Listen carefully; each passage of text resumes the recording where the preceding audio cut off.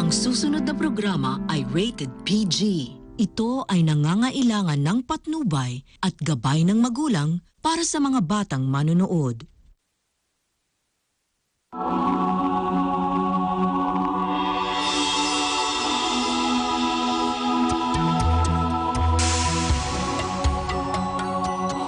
Kumusta na po kayo mga kaibigan at sa lahat po ng mga kapatid sa Iglesia ni Cristo sa iba't ibang panig po ng daigdig. Hangad po namin na manatili ang kapayapaan at pagmamahalan sa inyong buong sambahayan.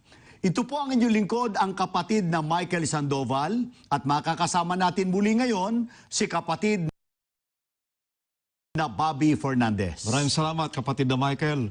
Mga kaibigan, mga kapatid na sumusubaybay ngayon, kumusta po kayo? Sana datnan kayo ng programang ito na nasa mabuting kalagayan kasama po ng inyong mga mahal sa buhay.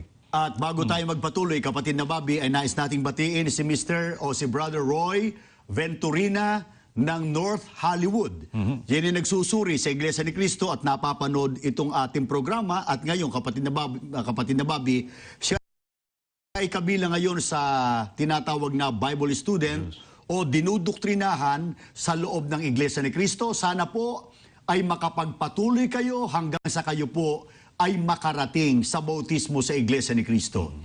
Napakahalaga po ng tatalakay namin muli ngayon.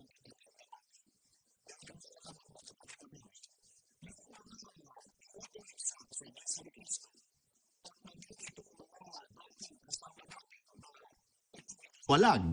O yung sinasabi ng iba naman, sila raw ay hindi itiniwalag, kundi kusang tumiwalag.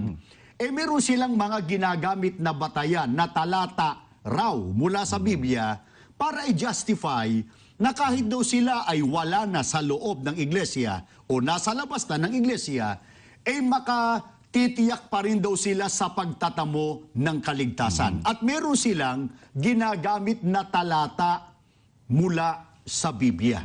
Anong isa sa mga talata ng Biblia ang ginagamit, halimbawa, ni Mr. L.J. Carang to prove that he will be saved despite the fact that he does not belong to this church, Brother Bob? Ang Roma 3:20, pakinggan natin siya. Salvation cannot be justified by both faith and works. As we can clearly see, the Bible is saying that it is by grace. Romans 3:20. Therefore, by the deeds of the law, or works, there shall no flesh be justified in his sight. For by the law, this is the purpose of the law, is the knowledge of sin. Let's read this again, but in the New International Version. Therefore, no one will be declared righteous in God's sight by the works of the law. Rather, through the law, we become conscious of our sin. This applies to everyone. Not a single person on this planet can be declared righteous or justified by following the laws of God. The Bible cannot be any clearer. This is not my opinion. Sana napansin nila, kapatid na Bobby, yung sabi ng pahayag nitong dating kaanib sa iglesia na itiniwalag. Ang sabi mismo ni Mr. L.J. Carang, salvation cannot be justified by both faith and works. As we can clearly see, the Bible is saying that it is by grace. Kaya yun daw kaligtasan ay sa pamamagitan daw ng biyaya. Kaya nung basahin niya yung Roma 3:20, ang kanyang konklusyon, this applies to everyone. Not a single person on this planet can be declared righteous or justified by following the laws of God. The Bible cannot be any clearer. This is not my opinion. reaction mo rito, kapatid na Bobby? Maling-mali siya, kapatid na Michael. Yung sinabi niya na, this is not my opinion, eh, napakalaking kasinungalingan yan. Sapagkat yung pahayag niya kanina, na ang sabi niya, not a single person on this planet can be declared righteous or justified by following the laws of God, is in fact one of his personal opinions, Brother Michael, concerning salvation. Sapagkat sa Biblia, eto sa Biblia natin basahin, ayon mismo sa patotoo ni Apostol Santiago, sana mapansin po ninyo, anong katunayan talagang magkalakip, magkakambal, ang pananampalataya at gawa para ang tao ay maligtas, kapatid na Bobby. Mabuti, basahin natin. Dito po sa Santiago 2:21 hanggang 22 sa King James Version. Was not Abraham our father justified by works when he had offered Isaac his son upon the altar? Seest thou how faith wrought with his works, and by works was faith made perfect. Napakalinaw ng ating binasa, kapatid na Michael at mga mahal na taga-subaybay, na si Abraham ay inaring ganap sa pamamagitan po ng mga gawa. Kaya si Mr. LJ, maling-mali sa kanyang sinasabi na not a single person on this planet can be declared righteous or justified by following the laws of God. Iyan ay salungat.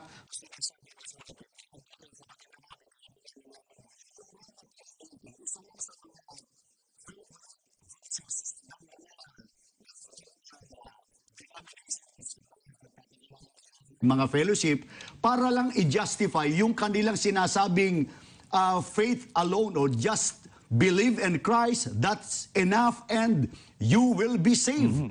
And totoo, nung merong makaharap ang ating Panginoon Kristo na mga Hudyo, na mga sumasampalataya na raw sa Kanya, sinabi ba ng Panginoon Kristo, bueno, sumasampalataya kayo sa akin, gaya na sinasabi nyo, sapat na yan, ligtas na kayo, ganun ba? Aba, hindi, kapatid na Michael at mga mahal na taga-subaybay. Mabuti po basahin natin yung binanggit ng kapatid na Michael na isang pangyayari. Dito po sa Juan 8:31. Sinabi nga ni Jesus sa mga Hudyong yaon na nagsisisampalataya sa Kanya, kung kayo'y magsisipanatili sa aking salita, kung magkagayoy, tunay nga kayong mga alagad ko. Mga mahal na taga-subaybay, ang kausap dito ng ating Panginoong Jesucristo ay ang mga Hudyo na sumasampalataya na sa Kanya. Ang sabi po niya, kung kayo'y magsisipanatili sa aking salita, kung magkagayoy, tunay nga kayong mga alagad ko. Kaya sa pangyayaring yun, kapatid na Michael, mga mahal na taga-subaybay, napakaliwanag po na hindi sapat na sumampalataya sa Panginoong Jesucristo. Hinihingi po ng ating Panginoong Jesucristo na yung mga sumasampalataya sa Kanya ay dapat po manatili sa Kanyang salita. Ang sabi ng Panginoon Kristo, kung kayo'y magsisipanatili sa aking mga salita. Anong ibig sabihin ng ating Panginoon Kristo nung sabihin niyang, kung kayo'y magsisipanatili? Kasi kapatid na Bobby, we should not give our own interpretation to what the Bible says. Exactly, kapatid na Michael. What does Christ mean when He said, kung kayo'y magsisipanatili sa aking mga salita? Pakinggan natin. Dito po sa ganun din pong talata. Dito po sa Magandang Balita, Biblia. Ito pong pahayag. Sinabi naman ni Jesus sa mga Hudyong naniniwala sa Kanya, kung patuloy kayong susunod sa aking aral, tunay nga kayo'y mga alagad ko.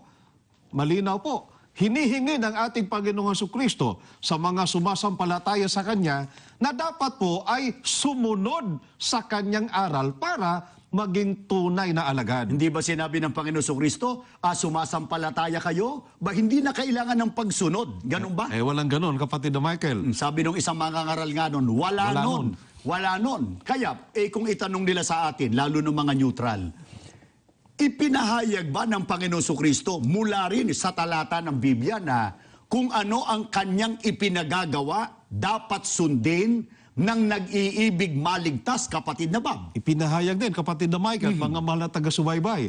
Dito po sa Juan 10:7 at 9, pakinggan po ninyo ang pahayag. Muli ngang sinabi sa kanila ni Jesus, katotohanan sinasabi ko sa inyo, ako ang pintuan ng mga tupa.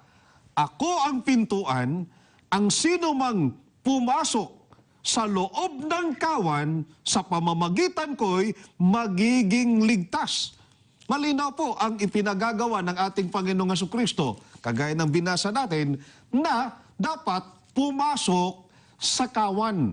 Ang dapat na pumasok yung tunay na tupa ng ating Panginoong Jesucristo, kapatid na Michael. At ngayon pa lang tiniyak ng Panginoon Kristo, gaano kahalaga pagka ang tao na kinikilala ng Panginoon Kristo na tupa niya, pumasok sa loob ng kawan. Maliligtas. Yan ang pangako ng ating Panginoon Jesucristo. Teka muna, pag binabasa natin yung talatang yan, ito agad yung mga negative reaction ng iba nating mga sumusubaybay. Ang nasa talata raw, pumasok sa loob ng kawan. Bakit daw itinuturo natin na ang tao dapat ay pumasok sa loob ng Iglesia ni Cristo? Hindi naman daw sinasabing sa Iglesia ni Cristo, kundi kawan ang nasa talata ng Biblia. Malinaw ang nakasulat sa Biblia na ang kawan na tinutukoy ay ang Iglesia ni Cristo. Pakinggan po ninyo dito po sa Gawa 20:28. Ingatan ninyo kung gayon ang inyong sarili at ang buong kawan. Narito'y hinirang kayo ng Espiritu Santo ng mga katiwala upang pakanin ang Iglesia ni Cristo na binili niya ng kanyang dugo. Kaya ang tinutukoy na kawan ay ang Iglesia ni Cristo. Ang katumbas po ng dapat pumasok sa kawan upang maligtas, ay dapat po pumasok sa Iglesia ni Cristo. Kaya hindi sapat na sumampalataya lang sa ating Panginoong Jesucristo. Kailangan pang pananampalataya. Ngunit mahalaga rin na sundin ang utos ng ating Panginoong Jesucristo na ang isa rito ay ang pagpasok po sa Iglesia ni Cristo. Kaya mga mahal na sumusubaybay, batay po sa mga talatang nakita nyo sa inyong TV screen at narinig nyo, binasa po namin sa pamamagitan ng palatuntunang ito. Napakahalaga po na ang tao ay sumasampalataya. Pero patunayan natin ang ating pananampalataya sa pamamagitan po ng pagsunod, isa pa para mapansin nila, pagsunod sa aral na itinuro ng ating Panginoon Jesucristo. At ang isa po rito, dapat tayong magsama-sama sa loob ng kawan na ito po ang Iglesia ni Cristo. Kapatid na Bob, kinikilala ba ng ating Panginoong Jesucristo? Sana mapansin nyo mga mahal namin sumusubaybay. Kinikilala ba ng ating Panginoong Jesucristo na tunay na sumasampalataya sa Kanya ang hindi naman kabilang sa Kanyang tupa sapagkat wala sa loob ng kawan? Hindi, kapatid na Michael at mga mahal na taga-subaybay. Pakinggan po ninyo ang pahayag mismo ng ating Panginoong Jesucristo dito po sa Juan 10:26. Datapwat, hindi kayo nagsisisampalataya sapagkat hindi kayo sa aking mga tupa. Tiyak na tiyak po, mga mahal na taga-subaybay. Napakaliwanag po ang sagot ng ating Panginoong Jesucristo. Ang sabi po niya, hindi kayo nagsisisampalataya sapagkat hindi kayo sa aking mga tupa. Ang mga tupa ay nasa kawan, kapatid na Michael, o nasa loob po ng Iglesia ni Cristo. Kaya ilang libong beses mang sabihin ng sino man, kapatid na Bobby, na siya'y ligtas, siya'y nakatitiyak sa buhay na walang hanggan, pero wala po sa loob ng kawan sapagkat hindi tupa ng ating Panginoon Jesucristo, hindi po siya makakarating sa kaligtasan. Ang totoo, kapatid na Bob, siguro basahin natin sa talata ng Biblia. Ngayon anong tinitiyak ng ating Panginoon Jesucristo na magiging hantungan ng hindi susunod sa Kanya sapagkat ayaw pumaloob sa kawan o sa tunay na iglesia? Pakinggan natin ang nakasulat po dito sa Juan 3:36 at Mr. LJ, sana pakinggan mong mabuti ito. Etong pahayag ng ating Panginoong Jesucristo. Ang sumasampalataya sa anak ay may buhay na walang hanggan. Ngunit, ang hindi tumatalima sa anak ay hindi makakakita ng buhay, kundi ang poot ng Diyos ay sumasa Kanya. Napakalinaw po ng ating binasa. Dalawang bagay ang dapat nating mapansin dito. Una, ang sabi po ng ating Panginoong Jesucristo, ang sumasampalataya sa anak ay may buhay na walang hanggan. Sino ba yung anak na tinutukoy, Ang kapatid? ating Panginoong Jesucristo, kapatid na Michael. Ikalawa, ang hindi tumatalima sa anak. Ang isa sa utos ng anak ay dapat pumasok sa Iglesia ni Cristo. Ang hindi anya tumatalima sa anak ay hindi makakakita ng buhay, kundi ang nasa kanila'y poot ng ating Panginoong Diyos. Pagka ang tinanggap ng tao, poot ng Panginoon Diyos, anong hantungan nung pagdating ng araw ng paghuhukom? Kapahamakan, kaparusahan sa dagat-dagatang apoy, kapatid na Michael. Teka muna, may nagsasabi nga nito, kapatid na Bobby, lalo yung mga dati nating kasama, na mga nasa labas ngayon, at yung iba ay nagsasalita ng, sabi nga natin sa English, ay mga fabricated lies at character assassination ang ginagawa sa pamamahala, sa iglesia, at maging sa mga ministro, at yung iba nga, pinupuna yung mga doktrina o aral na, yung aral lamang itinuturo natin, nakabatay sa Biblia. Ito sinasabi nila, hindi naman kami anya itiniwalag eh. Kami anya kusang tumiwalag. Hindi naman kami anya inalis. Kami anya ay kusang umalis o lumabas sa iglesia. Ano reaksyon natin doon? Pareho lang yun, kapatid na Michael. Kay kusang umalis, kay inalis. Itiniwalag, kusang tumiwalag, pareho po yung hiwalay sa iglesia o hiwalay sa ating Panginoong Hesukristo. At ano po ang pasya ng ating Panginoong Hesukristo sa mga hiwalay sa Kanya? Ang totoo, may paglalarawan ng Panginoon Hesukristo doon sa mga taong hindi na natili sa Kanya bilang sanga niya, at ang Panginoon Hesukristo ang kanilang puno. Paano inilarawan ng Panginoon Hesukristo ang gayon? Pakinggan natin ang nakasulat dito po sa Juan 15:5-6. Ako ang puno ng ubas, kayo ang mga sanga.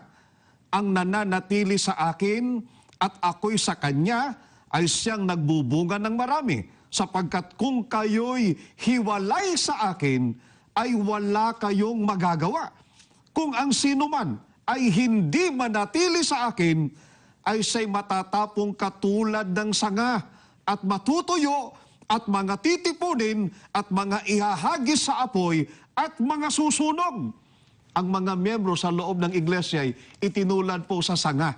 Ang puno ay ang ating Panginoong Hesukristo. Kapag ka ang miyembro sa loob ng iglesia ay nahiwalay, ay para po siyang sanga na nahiwalay po sa puno. Na ang mangyayari po sa mga ganong uring miyembro, titipunin, kapatid na Michael, ihahagis sa apoy at masusunog. Ang apoy na tinutukoy dito ay ang dagat-dagatang apoy pagdating po ng araw ng paghukom. Kaya kung mahalaga na ang tao po, mga kaibigan, makarating sa loob ng tunay na iglesia, hindi sapat yun. Ang kailangan po, manatili sa loob ng iglesia para makatiyak po ng kaligtasan.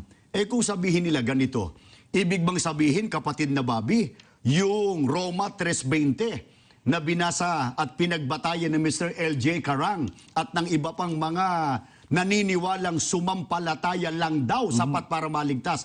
Tinututulan natin ang talatang yon. Aba, hindi, kapatid na Michael. Siguro, basahin natin muna. Could you please give me the King James Version, and I will be the one to read it, Brother Bob, and you will be the one to answer their argument. Okay. So I will read here in Romans chapter 3, verse 20, and this is what we can read from the testimony of Apostle Paul. Therefore, by the deeds of the law, there shall no flesh be justified in his sight. For by the law is the knowledge of sin. Dito may binabanggit, kapatid na Babinas, gawa ng kautusan ang tao, hindi aariing ganap. Alin ang tinutukoy na gawa ng kautusan? Mabuti, basahin din natin doon sa King James Version din, kapatid na Michael. Dito po sa Gawa 13:39. And by him, all that believe are justified from all things, from which ye could not be justified by the law of Moses. Napakalinaw po ang tinutukoy na kautusan na kapag kayon ang sinusunod sa panahon natin ay hindi po aariing ganap, ay ang kautusan ni Moises. Wala pong sinasabi sa Biblia na lahat ng uri ng kautusan ay hindi na kailangan. Kundi, ang sinasabi, may isang uri ng kautusan na kapag kayon ang batayan, o yan ang tinutupad ng tao, hindi siya aariing ganap. Sapagkat yung batas o kautusan ni Moises, mayroong eksklusibong panahon na doon lang dapat tuparin o sundin ng tao yun. Kung itanong nila, hanggang kailan ba dapat sundin o tuparin yung batas o kautusan ni Moises na pagka ang tao sumampalataya, kahit hiwalay doon, aariing ganap ang tao. Pakinggan natin ang nakasulat dito po sa Lucas 16:16. Ang kautusan at ang mga propeta ay nanatili hanggang kay Juan. Mula nooy ang ebanghelyo ng kaharian ng Diyos ay ipinangangaral at ang bawat tao ay pumapasok doon na nagpipilit. Kaya yung kautusan ni Moises, ng ibang tawag noon, kautusan o kautusan ng mga propeta ay hanggang kay Juan Bautista, kapatid na Michael. Ngayon, ay panahong Kristiyano na.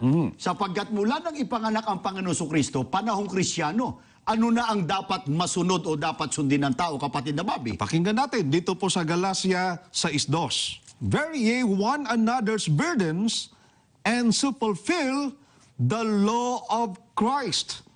Kaya ang dapat ng sundin ngayon sa panahon natin ay kautusan ng ating Panginoong Jesucristo. Yan po ay sa panahong Kristiyano. At maliwanag namang nabasa natin kanina, kapatid na Michael, na utos po ng ating Panginoong Jesucristo ang pag-anib sa kanyang iglesia upang ang tao po ay maligtas. At yung katotohanan yan, kapatid na Bobby, naunawaan po kusang loob na tinanggap at sinampalatayanan ng mga pumasok at nananatili po sa loob ng Iglesia ni Kristo hanggang sa yugto ng ating panahon. Pero bakit yung iba? Pumasok sa iglesia, pero yung iba, hindi naman marami yun, ilan lang naman. Habang tumatagal, nawawala yung kanilang pananampalataya at ang nangyari pa sa iba, sukdulang nilabanan na yung doktrina o aral na natutunan sa iglesia. Ano ba nangyari sa kanila? Ganitong nangyari sa kanila, kapatid na Michael. Mababasa po natin dito po sa unang Timoteo 1:19 hanggang 20. Manghawak kang mahigpit sa iyong pananampalataya kay Kristo at laging panatilihing malinis ang iyong budhi na ginagawa ang nalalaman mong matuwid. Sapagkat hindi sinunod ng ibang tao ang kanilang budhi at sinadyang gawin ang alam naman nilang mali. Hindi nakapagtataka na di nagtagal ay nawalan sila ng pananampalataya kay Kristo matapos nilang kalabanin ang Diyos sa ganitong paraan. Sina Himeneo at Alejandro ang dalawang halimbawa nito. Kailangang ibigay ko sila kay Satanas para maparusahan silang hanggang sa matuto sila na huwag magbigay ng kahihiyan sa pangalan ni Kristo. Mga kababayan, ito po ang dahilan kung bakit si Mr. LJ at ang mga katulad niya ay nawalan ng pananampalataya. Narinig po ninyo, binasa namin sa inyo. Una, hindi po nila sinunod ang utos na manghawak kang mahigpit sa iyong pananampalataya kay Kristo at laging panatilihing malinis ang iyong budhi na ginagawa ang nalalaman mong matuwid. Ikalawa, kapatid na Michael, kagaya na nalalaman ninyo, hindi po nila sinunod ang kanilang budhi at sinadyang gawin ang alam nilang kung aling mali, kapatid na Michael. Ikatlo, hindi nakapagtataka na hindi nagtagal ay meron pong nawalan ng pananampalataya katulad ni LJ at ng iba pa. Nawalan ng pananampalataya sa ating Panginoong Jesucristo matapos nilang kalabanin ang Panginoong Diyos sa ganitong paraan. At batay sa talata, sino ang ilan sa halimbawa na nasa gupa ni Apostol Pablo na ganyan ng uri, kapatid na Bobby? Sina Himeneo at Alejandro, kapatid na Michael. Kaya ang ginawa sa kanila, sila ay ibinigay kay Satanas upang maparusahan. Pagka ang tao ibinigay kay Satanas, mga kaibigan, mga kababayan, hindi kay tututol. Ang ganyong tao po ay hindi na sa Diyos. At pagka hindi sa Diyos, tiniyak po, mapapahamak pagdating po ng araw ng paghuhukom. Kapatid na ba, may binanggit doon sa talata, kinalaban nila ang Panginoon Diyos. Ito sinasabi ng iba, lalo yung mga itiniwalag sa iglesia, hindi raw sila lumalaban sa Diyos. Mahal daw nila ang Panginoon Diyos, mahal daw nila ang iglesia. Yun ay bukang bibig nila eh. Ayon sa ating Panginoon Kristo, siguro basahin natin batay din sa talata ng Biblia. Ano ang isang paraan na nagagawa na ito ay paglaban sa Diyos at sa ating Panginoon Kristo? Pakinggan natin ang pahayag mismo ng ating Panginoong Kristo. Dito po sa Lucas 10:16. Ang nakikinig sa inyo ay sa akin nakikinig. At ang nagtatakwil sa inyo ay ako ang itinatakwil. At ang nagtatakwil sa akin ay itinatakwil ang sa akin nagsugo. Ayon po sa ating Panginoong Jesucristo. Ang nagtatakwil sa inyo, ang tinutukoy niya rito ay ang mga sugo batay sa Juan 13, talatay 20. Ang sabi ng Panginoong Jesucristo, ang nagtatakwil sa inyo ay ako ang itinatakwil. Pagka itinakwil at kinalaban ng Panginoon Kristo, sino rin ang itinakwil at kinalaban? Ang ating Panginoong Diyos. Kaya hindi na kailangan pang ang Diyos mismo ang itakwil. Pag itinakwil ng tao, ang sugo, hindi niya kinilala. Nilabanan niya.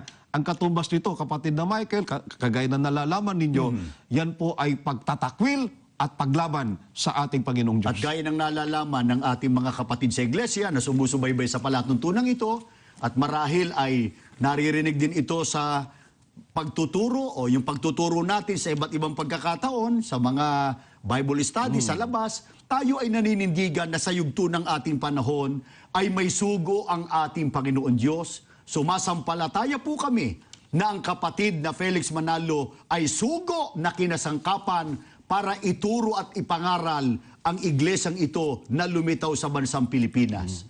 Hangad po namin, mga kaibigan, mga kababayan, na ang ganitong palatuntunan ay makatulong sa inyo para kayo ay makarating sa tamang daan ng paglilingkod sa ating Panginoon Diyos. Sa mga nais magsuri, magtungo po kayo sa pinakamalapit na gusaling sambahan ng Iglesia ni Cristo at doon ay may makakausap kayo na mga may tungkulin sa iglesia, mga ministro, mga ministerial students o mga manggagawa sa iglesia para kayo ay paglingkuran at basahin sa inyo ang mga talatang aming sinasampalatayanan para kayo makarating din po sa wastong paraan ng paglilingkod sa Panginoon Diyos at sa ating Panginoong Kristo.